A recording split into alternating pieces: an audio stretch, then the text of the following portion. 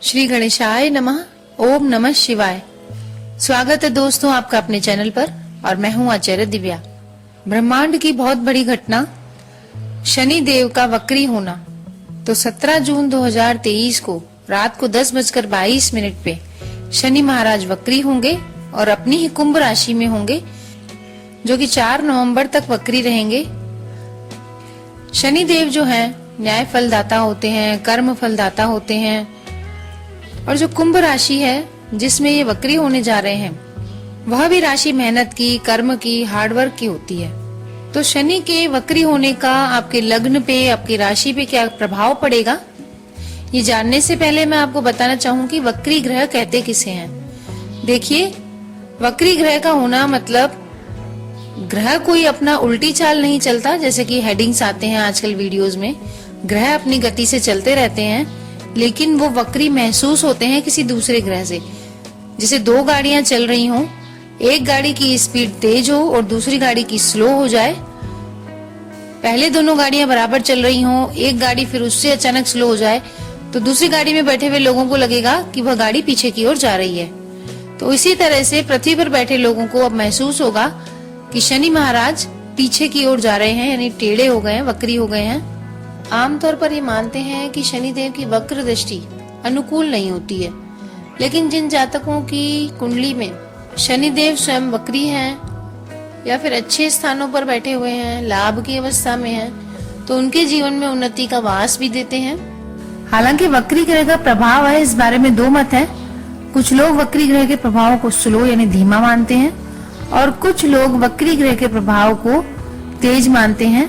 हो भी क्यों नहीं, क्योंकि वक्री ग्रह पृथ्वी के कुछ नजदीक आ जाता है तो उसके फल तेजी से प्राप्त होने लगते हैं।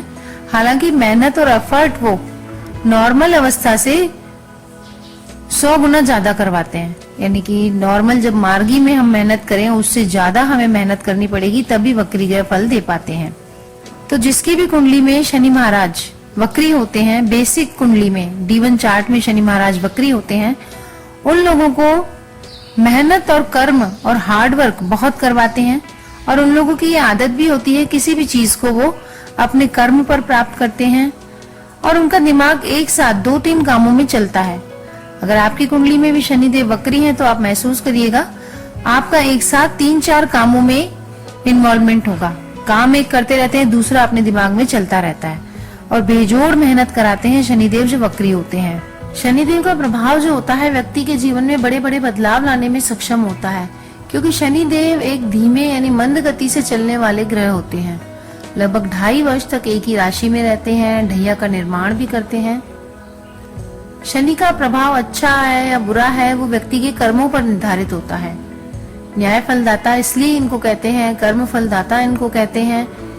व्यक्ति को अपने कर्मों के अनुसार शुभ फल देते हैं ये। हालांकि व्यक्ति को सीख देने के लिए काफी कठोर भी हो सकते हैं, लेकिन फिर भी उसको आहत करने का प्रयास नहीं करते। जिसे कहते हैं ना, उसे परीक्षा ले लेकर इतना तपाकर सोना बना देते हैं कि वह व्यक्ति अपने जीवन में काफी ठोकर खाकर मजबूत हो जाता है। और शनिदेव जहाँ बैठते हैं वहां से 3रे भाव, 7वें भाव, 10वें भाव को पूर्ण दृष्टि से देखते हैं। शनिदेव मेष राशि में नीच अवस्था में और तुला राशि में उच्च अवस्था में होते हैं। तो ऐसे शनि महाराज जो कि कर्मों का हमें फल देते हैं, ये अपनी ही कुंभ राशि में वक्री होने जा रहे हैं 17 जून को। तो आपकी लग्न राशि पर क्या प्रभाव पड़ेगा? देखिए कन्या राशि वालों, आपके 6ठे भाव में शनिदेव वक्री हो रहे हैं और 6ठे भाव से शनिदेव की दृष्टि रहेगी आपके 8म भाव पर, आपके 12वें भाव पर और आपके 3रे भाव पर। तो इन दृष्टियों का और शनिदेव के वक्री होने का आपकी राशि पर क्या प्रभाव पड़ेगा? देखिए, सबसे पहले तो 6ठे भाव में वक्री हो रहे हैं तो आपको आपकी हेल्थ का बहुत ध्यान देना होगा, क्योंकि अगर आपकी कोई पुरानी बीमारी चल रही थी तो वो दोबारा से उभर सकती है। इसलिए स्वास्थ्य के साथ साथ अपनी सेहत को बढ़िया बनाने के लिए आपको कोशिशें जारी रखनी होंगी और थोड़ी सी भी लापरवाही आपकी हेल्थ को लेकर आपको परेशानी में डाल सकती है। हालांकि आप मेहनत और परिश्रम बहुत ज्यादा करेंगे लाभ प्राप्त करने के लिए, लेकिन आपके खर्चे जो है वो बढ़े हुए रहेंगे।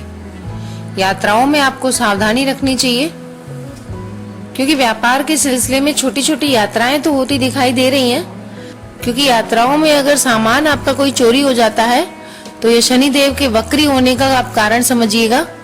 तो आपको बहुत सावधानी से यात्राएं करनी है। नौकरी के सिलसिले में आपको विदेश तक भी यात्रा करनी पड़ सकती है। सट्टा बाजार से आपको दूर रहने की कोशिश करनी चाहिए।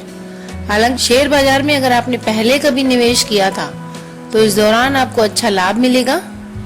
और चूंकि छठे भाव में शनि वक्री हो रहे हैं तो ये आपके शत्रुओं के लिए अच्छा नहीं है, यानी शत्रुओं पर आपको विजय दिलाएंगे। लेकिन अगर आपके कोई कोर्ट संबंधी मामले पेंडिंग हैं और कोर्ट संबंधी मामलों में फैसला आने ही वाला था तो वह थोड़ा आगे सरक सकता है। लेकिन अगर फैसला आपके पक्ष में नहीं था तो आप खुश हो जाइए, और अगर फैसला आपके पक्ष में आने वाला था जिसकी बहुत अधिक संभावना है तो वह थोड़ा आगे की ओर टल सकता है। देखिए, शनि देव का वक्रत्व आपको किसी न किसी तरह के विवाद में जरूर डाल रहा है।